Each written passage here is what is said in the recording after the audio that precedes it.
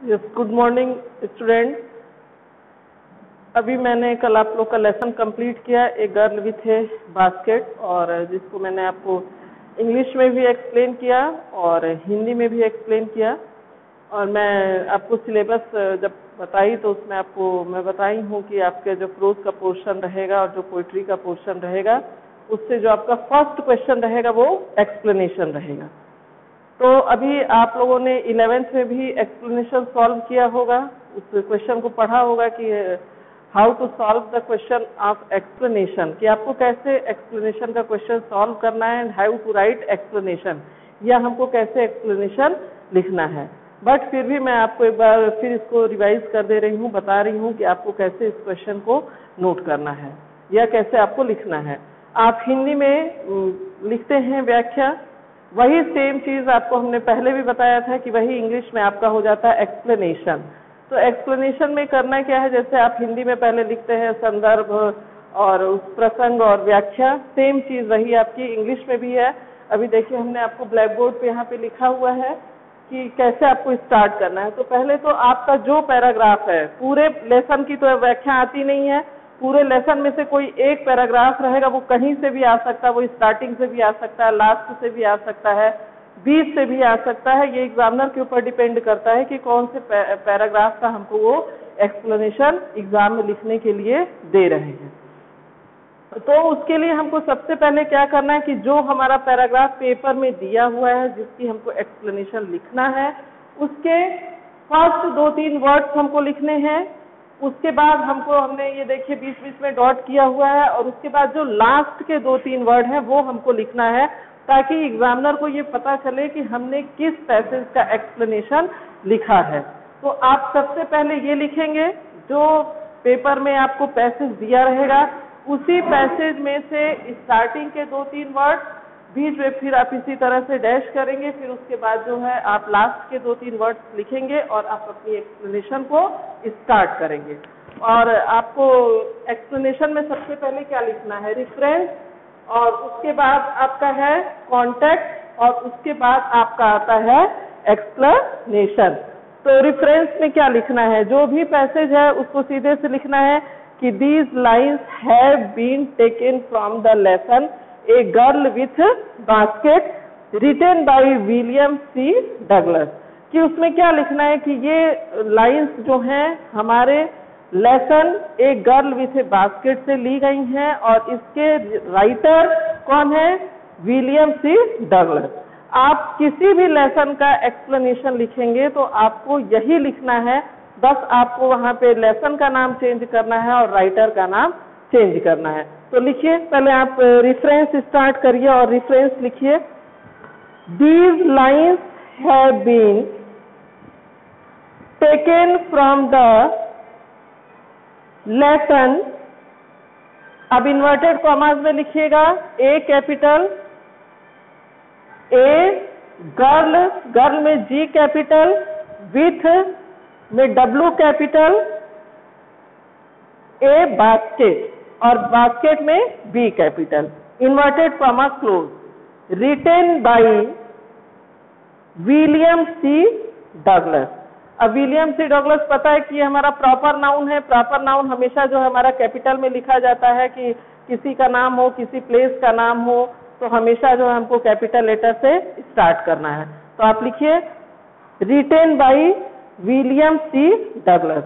और एक चीज और ध्यान दीजिएगा, रिटेन में हम लोग हमेशा डबल टी होता है, WRITTEN। हम लोग रिटेन की स्पेलिंग मोस्टली बच्चे बहुत मिस्टेक करते हैं, तो उसको आप कंफ्यूज मत होइएगा। रिटेन में हमेशा डबल टी होता है, राइट में सिंगल टी होता है, तो इसलिए आप इस स्पेलिंग को याद कर लीजिए, क्योंकि ये हमेशा आपको हर एक्सप्लेनेशन में लिखना रहेगा, हर रेफरेंस में लिखना रहेगा। तो ये आपका रेफरेंस हो गया। इसके बाद आपका आता है कॉन्टेक्स्ट। अच्छा, अब कॉन्टेक्स्ट में क्या है कि इस पैसेज में राइटर हमको क्या कहना चाह रहे हैं, क्या मुख्य किस पॉइंट पे वो हमको बताना चाह रहे हैं, वो हम कॉन्टेक्स्ट में लिखते हैं। तो लिखिए, आप कॉन्टेक्स्ट इसका स्टार्ट करिए। In this passage the writer wants to tell us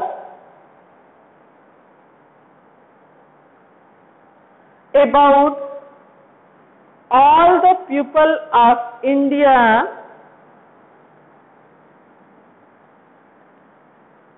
whether rich or poor. They all have a good soul, self-respect, honesty, and great and big love for their country. And big love for their country. कि इस passage में हमको writer क्या बता रहे हैं कि भारत के सभी लोग जो हैं बहुत ही अधिक अपने देश से प्यार करने वाले हैं, ईमानदार हैं, और वह खुद उनका एक बहुत अच्छा चरित्र है, इसके बारे में वो हमको बता रहे हैं। अभी देखिए पैराग्राफ हमने आपको 9th लास्ट पैराग्राफ जो है आपका, उसी की एक्सप्लेनेशन आपको लिखना है, तो मैं पैराग्राफ भी पढ़ दे रही हूँ। The people I saw in India, those in the villages as well as those in the high office, have both pride and lively sense of decency and citizenship. They also have a passion for independence. This beautiful child born in squalor and poverty, uneducated in both grammar and manner, had given me a glimpse of warm soul of India. और ये बहुत important passage है, मे भी आपके exam में ये आ भी सकता है, तो आप इसको अच्छे से इसका एक्सप्लेनेशन लिखिए। अभी आप लोगों ने रेफरेंस लिखा, कॉन्टेक्स्ट लिखा, अब आप एक्सप्लेनेशन लिखिए। हाँ, एक्सप्लेनेशन लिखिए। In these lines writer says that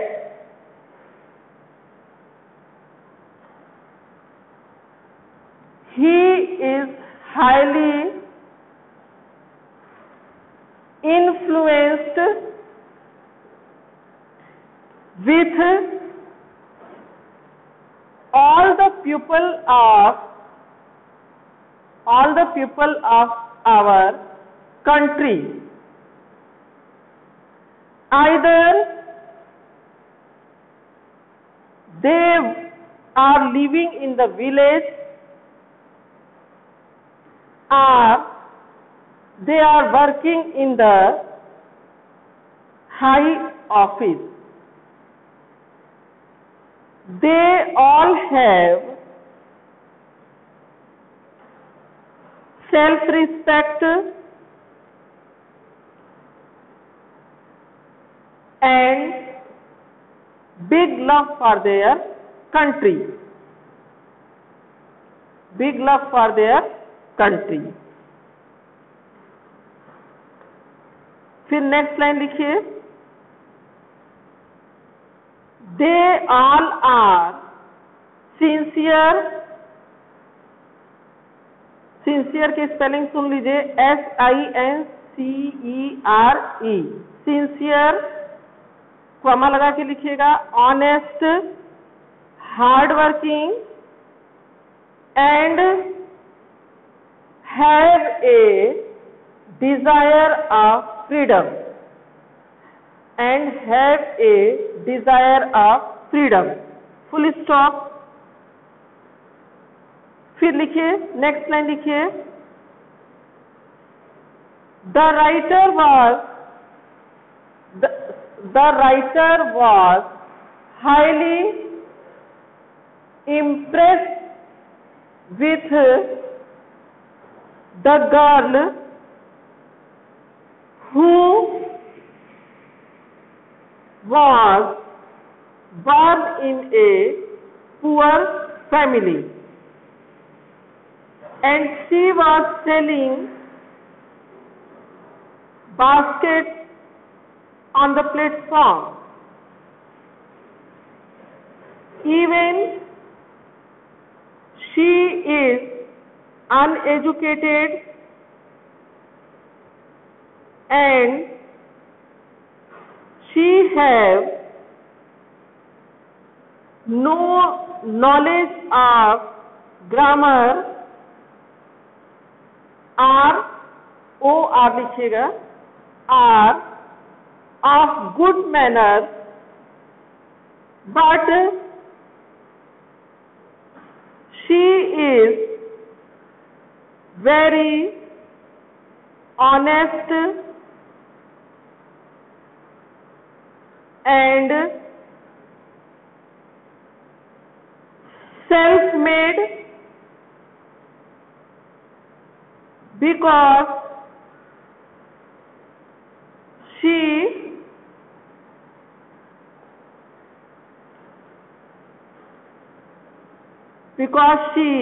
refused the money which writer wants to give her.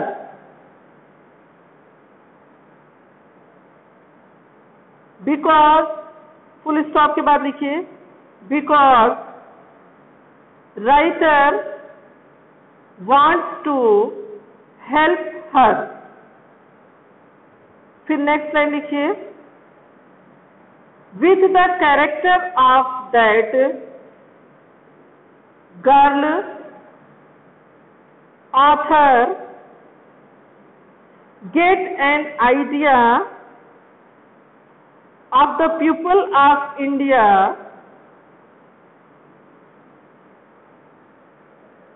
through her graceful conduct. Through her graceful conduct. Through की स्पेलिंग लिख लीजिए, THROUGH,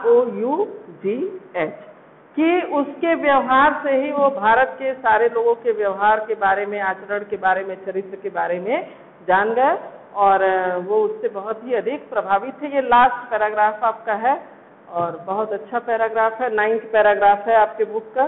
तो ये मैं बता दी हूँ, आप इसी तरह से और जो पैराग्राफ है उनकी प्रैक्टिस करिए।